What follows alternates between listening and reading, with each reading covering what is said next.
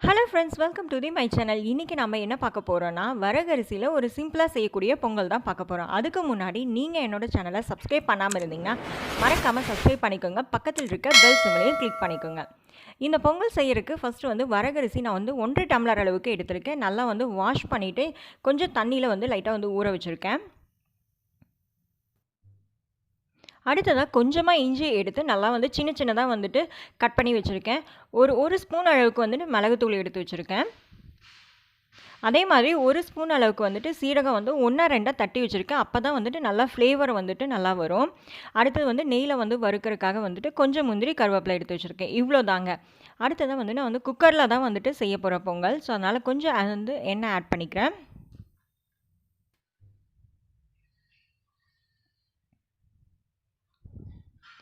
எண்ணெய் நல்லா சூடானதுக்கப்புறமேல் ஃபஸ்ட்டு நான் சீரகத்தை ஆட் பண்ணிக்கிறேன்.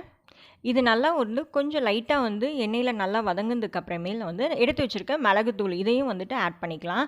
மிளகுத்தூள் உங்களுக்கு காரத்துக்கு தகுந்த மாதிரி நீங்கள் எடுத்துக்கோங்க.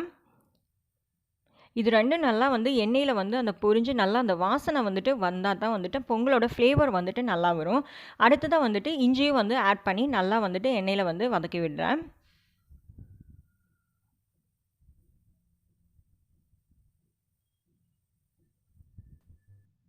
அடுத்ததாக எடுத்து வச்சுருக்க அரிசிக்கு அளவான தண்ணி ஆட் பண்ணிக்கலாம். நான் 1 டம்ளர் அளவுக்கு அரிசிக்கு அதே டம்ளரில் 3 கிளாஸ் அளவுக்கு தண்ணி ஆட் பண்ணிக்கிறேன்.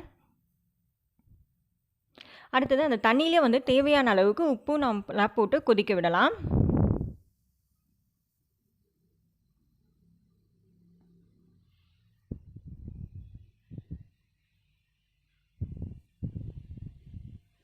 நல்லா பார்த்தீங்கன்னா நல்லா தண்ணி கொதிக்க ஆரம்பிச்சிச்சு. இந்த ஸ்டேஜில் நம்ம அரிசி கழிஞ்சு எடுத்து வச்சுருக்கோம். ஸோ அதையும் நல்லா ஆட் பண்ணிவிட்டு ஒரு 2 விசில் விட போகிறேன்.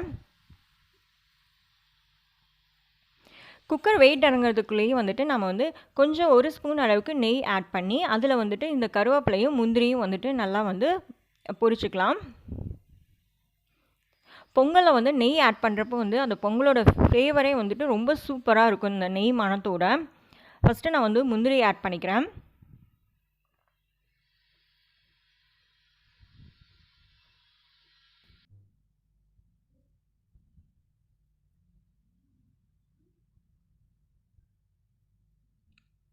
முந்திரிக்கு அடுத்தது கருவேப்பிலையும் நல்லா ஆட் பண்ணிக்கிறேன். நல்லா கருவேப்பிலையும் பொரிஞ்சு வந்துருச்சு. இப்போ நம்ம விசில் இறங்கினதுக்கு அப்புறமேல் குக்கரை ஓப்பன் பண்ணி அதில் நல்லா அந்த பொங்கலில் இதை கொட்டி நல்லா கலரி விடலாம். அவ்வளோதான். உங்களுக்கு இன்னும் நல்லா இலகுந்த மாதிரி பொங்கல் வேணும் அப்படின்னு நீங்கள் நினச்சிங்கன்னா நீங்கள் தண்ணி கொஞ்சம் எச்சா ஆட் பண்ணிக்கலாம்.